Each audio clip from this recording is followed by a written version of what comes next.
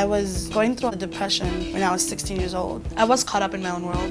I didn't care about anybody else's. Nobody cares, so why should I care? I didn't even think there was a sense of community. I didn't even know what the word meant.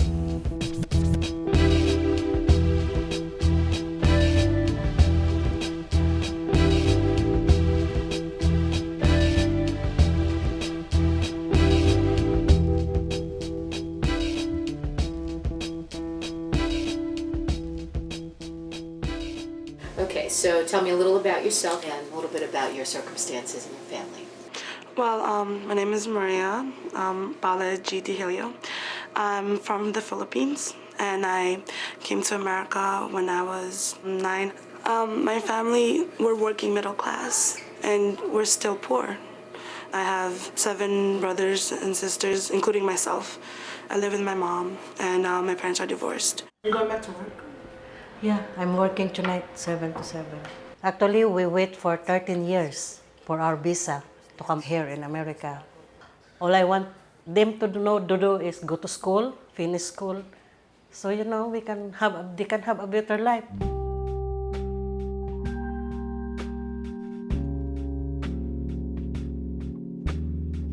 When I was in elementary school, I was always kind of the nerd, the smart kid. But then I got into high school and my life got a little bit more complicated. I hung around and I related to the people who got into trouble a lot. We were different learners. A lot of us would question, like, why are we even here? There's a lot of systematic things. I believe targets people of color and criminalizes them and wants them to drop out of high school. They push them out. I did not feel connected to my school. I felt alienated. Why would anybody want to go to a school that they don't even care about? They caught me cutting a class, right? And somebody comes up to me, a staff from my own school goes, you're 17, you might as well drop out. And I was aware of the injustice that was happening. I was aware of the fact that they weren't really giving money to our school because everybody thought that students were bad, that young people were bad. But I ignored it because what was I supposed to do about it? I felt like a failure. I was like, wow, I couldn't finish high school. I was suicidal for a while. And I didn't know what to do, and it was incredibly hard. And going through the death of my brother, I was confused. My family waited 13 years to get our visa, but by the time it came, my brother was over the age of 21, and he had to apply for his own visa. We were terrified of waiting another 13 years. We were like, okay, so you stay, and you wait for your visa. And after 3 years of waiting for his visa, he got liver cancer. He gets sick because he's so depressed that suddenly we left him.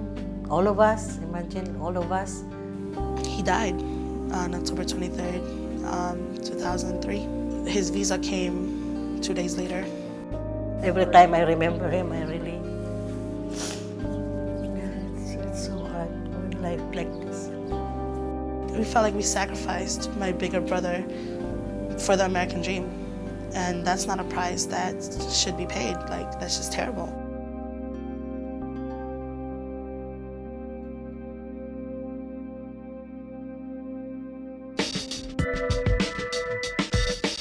I live in Albany Park. It's actually the most diverse community in the country. Our local high school alone speaks over 40 languages. The issues that Albany Park faces are urban issues impacting working families. So Maria's family has struggled through job issues, immigration issues, healthcare issues, affordable housing issues. So all these issues that impact one household impact thousands. My goal was to get a large group of young people energized about the need to actually be actively involved in their community. Maria first got involved during the summer of 2006. I was door knocking in her block. And I came down in my pajamas and I was texting and I was just like, who is this guy? What do you want? What do you think are the needs in your community? And he was telling me about this youth project they have in the neighborhood council. I hated politics. I was like, okay, sure, why not? That same week, coincidentally, I was outside the office and I was like, should I just go in? Okay, whatever, it's not gonna change my life, so I might as well just go. They started talking about how the immigration law separates family, kind of like my family was separated. I got angry because I was like, so they're not just doing this to me, they're doing it to everybody, and it's legal?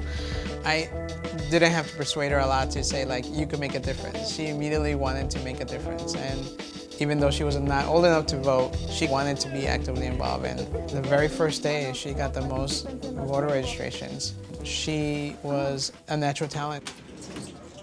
When I first started with the Albany Park Neighborhood Council, I was a volunteer, making phone calls or door knocking, making sure that they know the events that are going on in the community. And it's just basically like some people from the neighborhoods, like families from the neighborhoods coming together and just learning about the issues that we have. I'm really grateful for organizing because it's like, you have like these hip hop artists telling you that hip hop saved their life, you know? For me, it's like organizing saved mine. It's about you empowering yourself and empowering other people. When I started organizing and I started thinking about the things that were gonna happen and the things I was doing, I was really like, maybe the world doesn't suck so much. Okay, so can I get everyone's attention? Right now we're gonna go to Our Lady of Mercy Church. Does anybody know where Our Lady of Mercy Church is? We focus on education, we work on healthcare, immigration, housing, and youth rights. The banks ordered the sheriff to go to their house and gave them an eviction notice. Today, the action, it was about an illegal foreclosure. The leadership team came in there and they told them that if you don't agree with us or like give us a meeting, we're gonna bring twice as many people to every single bank that you have. All of the youth there, we would be in every single one of those banks. It was just powerful and, you know, it worked. There's a lot of unity. Yeah, there is hope, and without hope, there would be nothing. I'm the first of my family to ever do something social justice because our culture was, if it doesn't involve you, don't touch it. If I speak to my family members, they would fear it because of the culture change, because of the differences. They would fear it. I'm an activist. Oh, that's why your sister said you're activist? What is that supposed to mean? I fix the government. Oh my God, you're anti-government. It's not like Philippines where you get shot. It's different.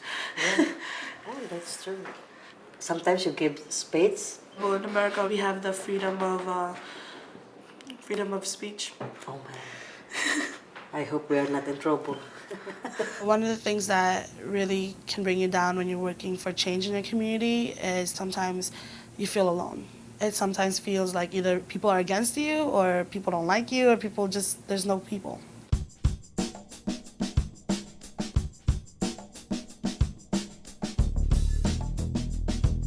We're kicking off the Equal Voice for America's Families campaign. Over the next year, we'll have town halls throughout Arizona, New Mexico, Chicago, Alabama, Georgia, Florida, Washington, California. We hope to bring together 10,000 families or more with a national platform for change that will work across the country to bring forward issues and concerns of families. The Equal Voice campaign mobilized families across the country, developing a national family platform to directly address social and economic issues that affect families. It was a historic event. The Equal Voice campaign is an opportunity to make sure that all of our voices are heard, and I do believe that together we will make a change. Thank you. So Maria got to a point where she saw the bigger picture. She saw the bigger picture and she wanted more.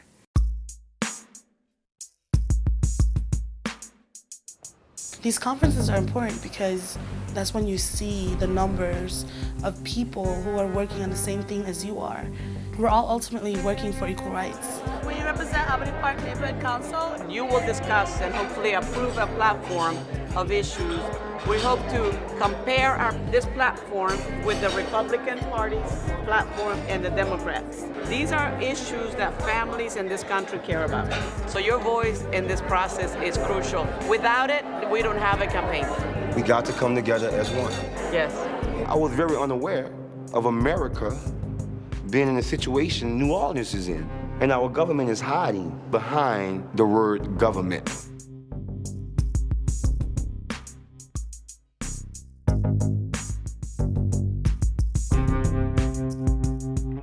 The platform as you have it now is a draft that you all will be working for the next 2 days to change and improve. Raise your hand if you've ever been in a meeting where somebody disagreed. Okay, easy, right? Much more difficult to be in a meeting where people agree, where we find the common ground. I just wanted to bring up the section on support for youth. These are the things that answer the violence question. You create a sense of mentality that you have security in your home, you have security in your health. The conference gave Maria kind of a platform for her to be herself, but also speak honestly and challenge adults. I cannot believe we missed public safety. Thank God for the youth picking it up. We have a document. We've talked about it. We work together. We have voices that believe the same thing, so we can move that forward. In America, we talk about democracy all the time, but then sometimes we don't even know what it is. And for a long time, I didn't know what democracy was.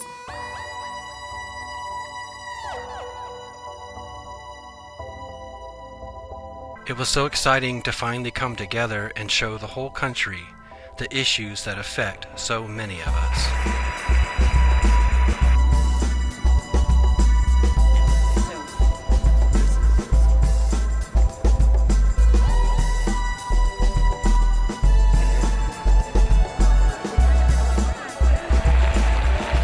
Today we have come together to change the world.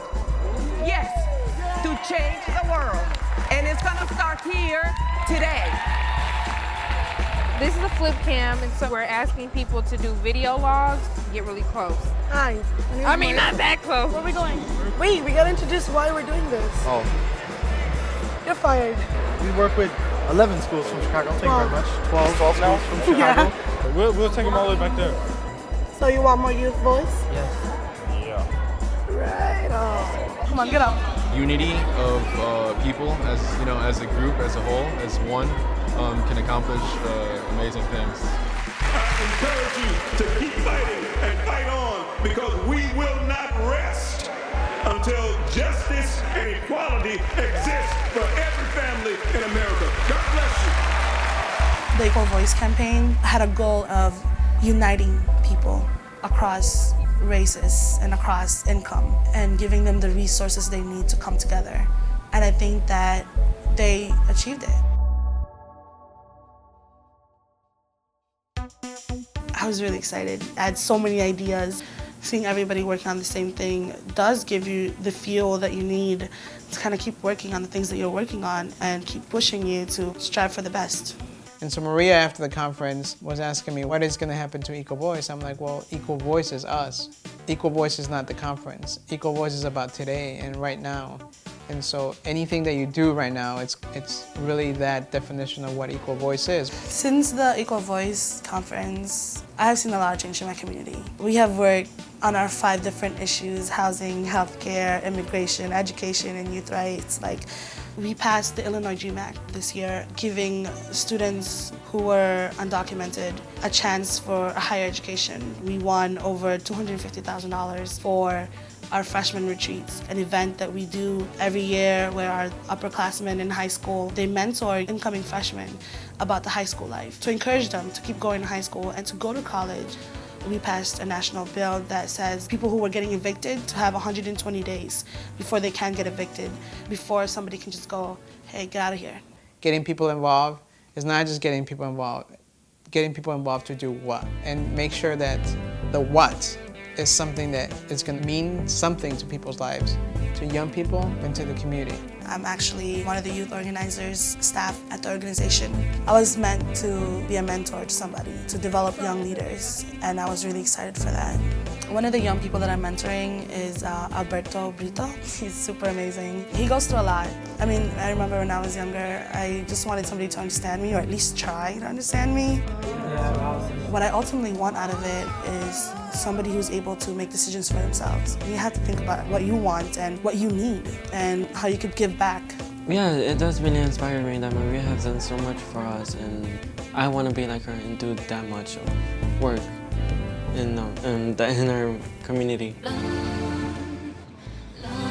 Right now I'm enrolled at Aries Truman College, but I want to transfer to a 4-year college. If I'm going to work in educational organizing, and it is the issue that I love the most, I have to get a bachelor's at least, because I can't be an educational organizer and tell people that education is something that we really need and then not get it. Oh, I'm very proud. Even in the Philippines, I told my relatives, my friends, she's an organizer. And she even helped all of her friends, all her classmates in high school. I really want her to go on working there, especially with Raul. My mom is a beautiful person. She learns a lot from organizing too. She had gained a lot of self-independence and confidence, and she got to see herself and what she has accomplished as a mother, but also as a person in our community. When you're doing community organizing, you have to find inspiration and hope from people. This kind of work is hard. You will encounter a lot of people who have a sense of apathy to the community, who do not care. People think we're poor, so we're dumb, or people don't think we have an opinion because we're young, that we're all lazy or we're all punks and we have nothing to do with the future. And it's like, I feel like adults are scared. Either scared for us or they're scared of us. And not to say that it doesn't go both ways, because it does. So you can't sit there and expect people to be like, hey, what kind of world do you want? You know, you have to go out there and get it. Social change is not just about you. It's about healing your community. It's about us coming together and actually working together and getting something done, and not just sit there and complain about it, but actually do something, because we're very powerful people.